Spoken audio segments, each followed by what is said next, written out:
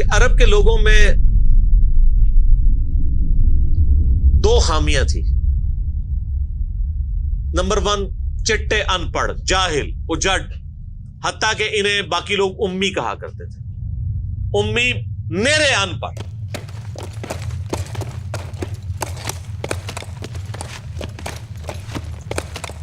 دوسری خامی تھی کہ یہ لوگ آپس میں لڑتے رہتے تھے، خاندانوں کے خاندان ختم ہو جاتے تھے. پانی پینے پلانے کے اوپر جھگڑا ہوا ہے تو 10 سال لڑائی ہو رہی ہے. یہ دو خامیاں تھیں. نمبر 1 چٹے ان پڑھ، نمبر 2 لڑاکو لیکن آپس میں. لیکن دو خوبیاں بھی تھیں. ایک خوبی یہ تھی کہ یہ ٹف ماحول کے عادی تھے، ریگستان کے رہنے والے، گرمیوں میں یعنی اتنے مشکل سفر کرنے والے، اونٹ کے اوپر مہینوں کے سفر، تھوڑا سا ساز و سامان کے ساتھ. اور دوسری خوبی یہ تھی کہ یہ جب کسی کو زبان دے دیتے تھے نا، پھر گردن ہی کٹتی تھی، پیچھے نہیں ہٹتے تھے، چاہے کسی دشمن کو بھی زبان دی ہے. اللہ نے ان کی یہ دو خوبیاں یوٹیلائز کر لی کہ زبان دی اللہ کے نبی علیہ السلام کو انہوں نے، جس نے دی پھر گردن ہی کٹی ہے. اور دوسری خوبی کہ وہ ٹف ماحول کے عادی تھے لیکن لڑتے آپس میں تھے. اللہ تعالیٰ نے ان کی خامی کیسے پوری کی کہ ان کو ایک لیڈر ایسا دے دیا جس نے سارے قبائل کو ایک جھنڈے کے نیچے جمع کر دیا، اور جہالت کے لیے دور کرنے کے لیے ان کو ان کی زبان میں کتاب دے دی. اب جس نے سورہ بقرہ، سورہ نساء، سورہ مائدہ حفظ کی ہوئی ہے، اس کے سامنے کوئی کرسچن کا پادری، کیا یہودیوں کا پادری وہ بیٹھ سکتا تھا؟ جتنے ان کے دلائل تھے انہوں نے وہ زبانی یاد کیے ہوئے تھے. تو وہ لوگ جو اپنے آپ کو سمجھتے تھے کہ ہم بڑے علامہ ہیں اور یہ امی ہیں، ان امیوں نے ان کو علم میں بھی الٹ کے رکھ دیا صرف ایک قرآن کی وجہ سے. اور اللہ نے لیڈر دیا، سارے عرب قبائل جمع ہوئے. وہ عربی جو آپس میں لڑتے تھے انہوں نے کبھی یہ سوچا بھی نہیں تھا کہ اگر ہم ایک جھنڈے کے نیچے جمع ہو جائیں تو ہم دنیا کی سپر پاورز کو الٹ سکتے ہیں، رومن اور پرشین امپائر کو.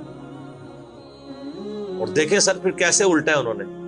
ود ان 17 ایئرز ہر چیز اڑا کے رکھ دی ہے. صدیوں کی سلطنتیں، لاکھوں کی ریزروڈ آرمیز رومن اور پرشینز کی پوری دنیا پہ حکومتیں کر رہی ہیں، جدید اسلحہ ہے.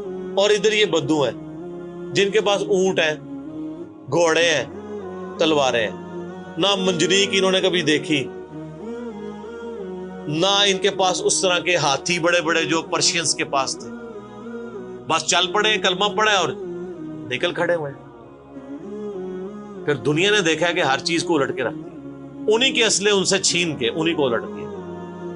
وہ ساری کی ساری بجلی کس نے بھری تھی ان کے اندر؟ اس کتاب میں.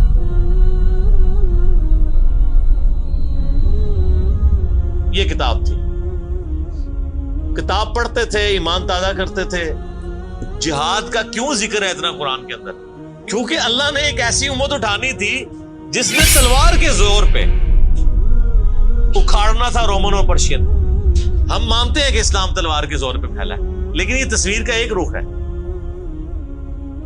تصویر کا دوسرا رخ یہ ہے کہ جو بدماش صدیوں سے دنیا پہ حکمران تھے اور لوگوں کی رعایا کا استحصال کر رہے تھے، اپنی رعایا کا، ان پہ انہوں نے اتنے ٹیکسز لگائے ہوئے تھے.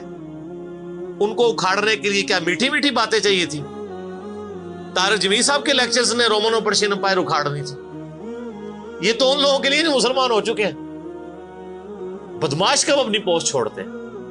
ان کو پھر اسلحے کے زور پہ ہی اکھاڑنا تھا. اور پھر اللہ نے صحابہ کرام کی تلواریں مسلط کی ان کے اوپر. جب اکھاڑ دی، فریڈم آف ایکسپریشن مل گیا، پھر معاملات سیدھے ہو گئے. اس زمانے میں بادشاہ کا دین رعایا کا دین ہوتا تھا. اگر کوئی رعایا کہے نا کہ میں بادشاہ کے دین سے الگ ہوتا ہوں، قتل ہو جاتا تھا. آپ پتہ عیسائیت کیسے پھیلی ہے؟ یہ تو سارے بت پرست تھے.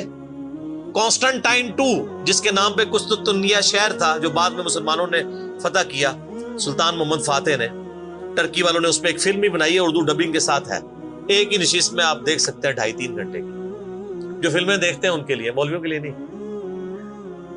تو اس نے وہ قسطنطنیہ فتح کیا، پھر اس کا نام استنبول رکھ دیا. وہ کانسٹنٹائن 2 جو تھا وہ کرسچن ہو گیا تھا. چونکہ وہ کرسچن ہوا تو پوری رعایا 3 براعظموں میں پھیلی ہوئی وہ کرسچن ہو گئی. ایسے کرسچینٹی پھیلی ہے. تو رعایا کو وہی دین رکھنا ہوتا تھا جو حکمران کا ہے. پہلے حکمران بت پرست تھا، عیسائیوں پہ ظلم ہوتے تھے. بعد میں جب حکمران ہی مسلمان ہو گیا، اس زمانے ظاہر عیسائیت اسلام کا ہی نام تھا، تو سارے پیچھے اس امام کے. یہ بڑا خطرناک معاملہ تھا. دوسری طرف پرشین جو ہیں وہ آتش پرست تھے، ان کے نیچے آتش پرستی کا دین چل رہا تھا. تو یہ پھر ضرورت تھی کہ فریڈم آف ایکسپریشن دیا جاتا. اسلام نے تلوار کے زور پہ ان کو اکھاڑا، ان کی بدماشیاں ختم کی، اور ایسی ختم ہوئی کہ بخاری مسلم کی حدیث ہے، نبی علیہ السلام نے فرمایا ان قریب کیسر ختم ہو جائے گا، پھر قیامت تک کوئی کیسر نہیں ہوگا. ہائے ہائے ہائے سر، یہ پروفیسیز اللہ کی تائید کے ساتھ ہی کوئی دے سکتا ہے. ان قریب کسرا ختم ہو جائے گا، قیامت تک کوئی کسرا نہیں ہوگا. دیکھ لیں 1500 سال ہو گئے ہیں، نہ رومن امپائر دوبارہ بنی، نہ پرشین امپائر دوبارہ بنی. حتیٰ کہ اب تو وہ کانسیپٹ ہی ختم ہو گئے، ملکوں والا کانسیپٹ آ گیا. اور اس زمانے میں یہ بات کرنا ایک ایسے شخص کا جس کے اوپر ایمان لانے والے گنتی کے لوگ ہوں، بہت بڑی بات. اور اللہ نے پھر اکھڑوایا. اور آج فریڈم آف ایکسپریشن ایسا ہے کہ آج تلاوت ہو رہی ہوتی ہے تو ٹرمپ بھی بیٹھ کے سن رہا ہوتا ہے. کیوں؟ حالانکہ وہ کرسچن ہے. فریڈم آف ایکسپریشن آ گیا. آپ جائیں امریکہ میں، آپ کسی مارکیٹ میں مسلح ڈال کے نماز پڑھیں، کوئی آپ کو منع نہیں کرے گا. الٹا آپ کے ساتھ سیلفیاں بنا رہے ہوں گے کہ یہ کیا ہو رہا ہے. تو پہلے کوئی سوچ سکتا تھا کہ فرعون کے سامنے کوئی نماز پڑھتا؟ جادوگروں نے ذرا سی بات کی، ایمان لے کے آئے تو میں تمہیں سولی دے دوں. تو یہ اسلام اس دور جدید کا خالق ہے، اور یہ دور جدید کو تخلیق جو اسلام نے دی ہے وہ قرآن کے ذریعے. ایک علامہ وحید الدین خان صاحب ہیں انڈیا کے، 90+ ان کی ایج ہے. انہوں نے کتاب لکھی ہے اسلام دور جدید کا خالق. اسی ٹاپک کو ایڈریس کیا. کمال کی کتاب ہے وہ،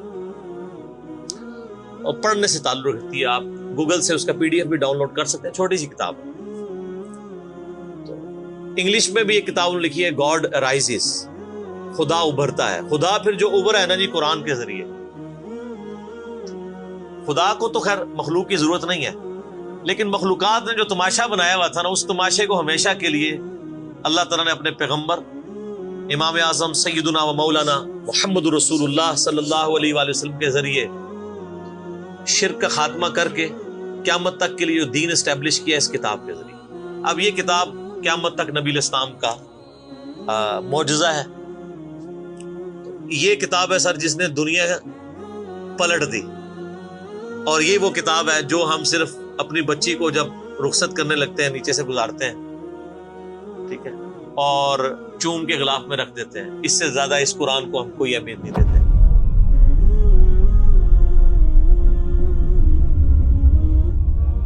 حالانکہ یہ قرآن اس لیے نازل ہی نہیں ہوا ہوا، یہ تو ہماری کتاب زندگی ہے. لیکن ماشاءاللہ ایسی سازش اسلام کے خلاف کی ہے، کافروں نے نہیں، مسلمانوں نے پوری نیک نیتی کے ساتھ جنازہ نکالا دین کا، اور ایک سلوگن دے دیا قرآن نہیں ڈائریکٹ پڑھنا گمراہ ہو جاؤ گے.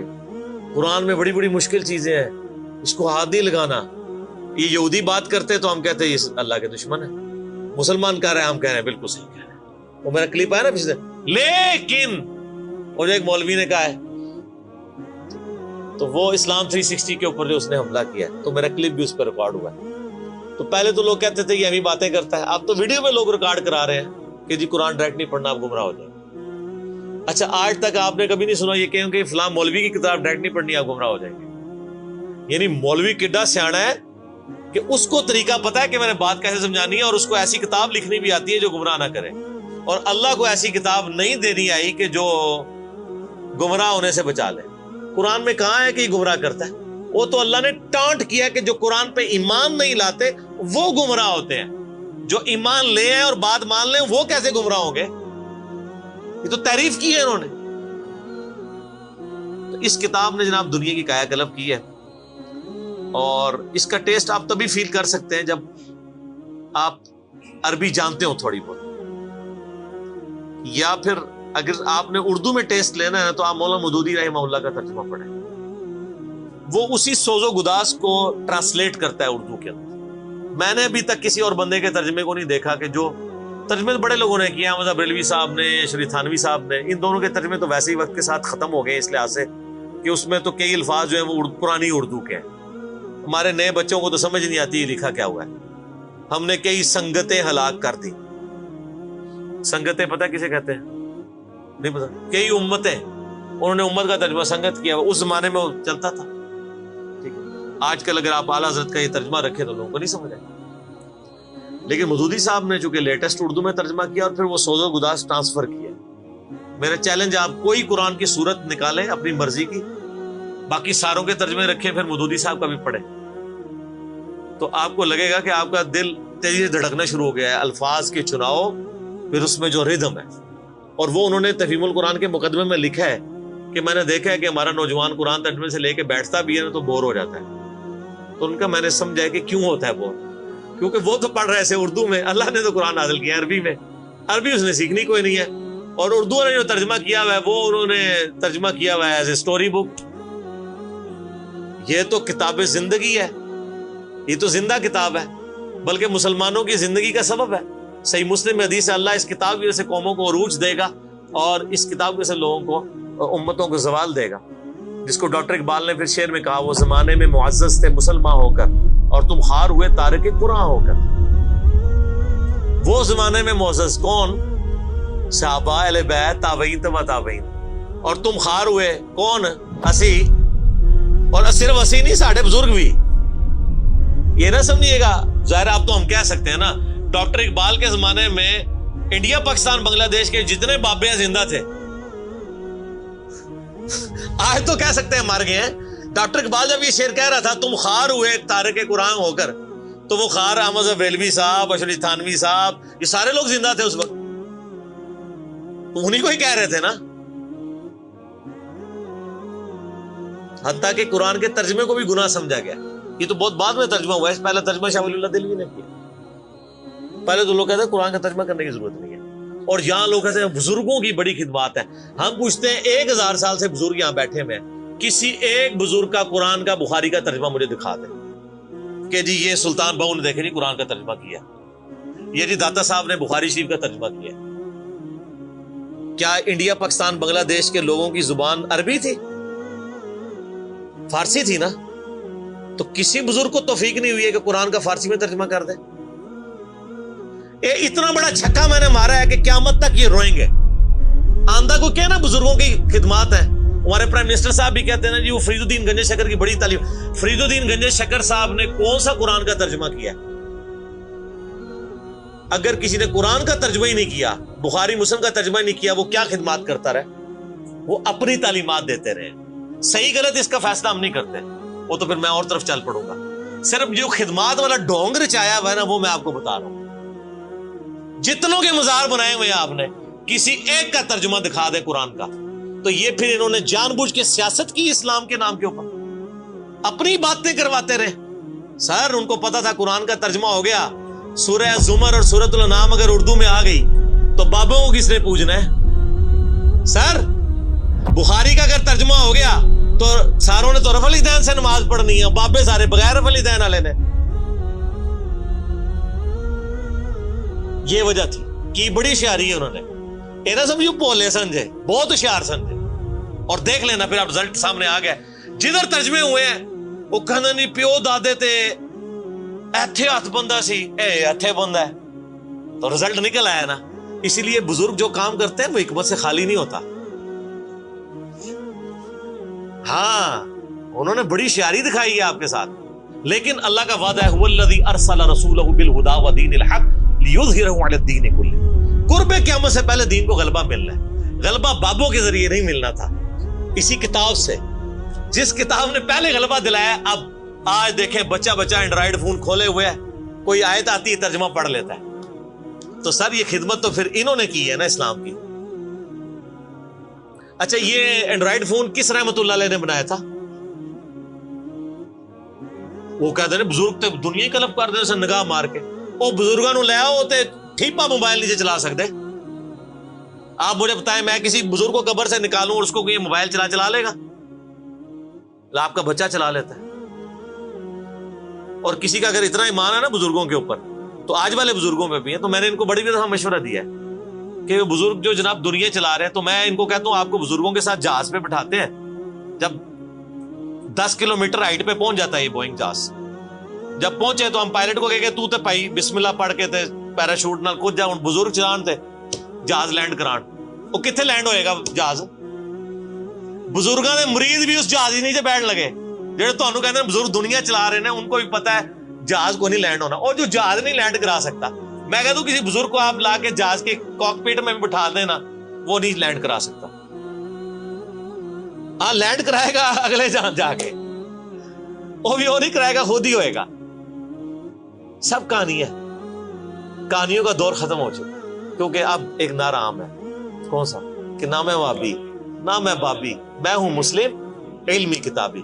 تو یہ علمی کتابی جب ہم کہتے ہیں تو وہ علم کون سا علم ہوتا ہے, وہ کتاب کون سی کتاب ہوتی ہے؟ یہ اللہ کی کتاب جس پہ ہم بات کر رہے ہیں. تو آپ دیکھیں میں اس پہ بھی 30-35 منٹ لگ گئے. اب آپ آ جائیں سورہ النبا.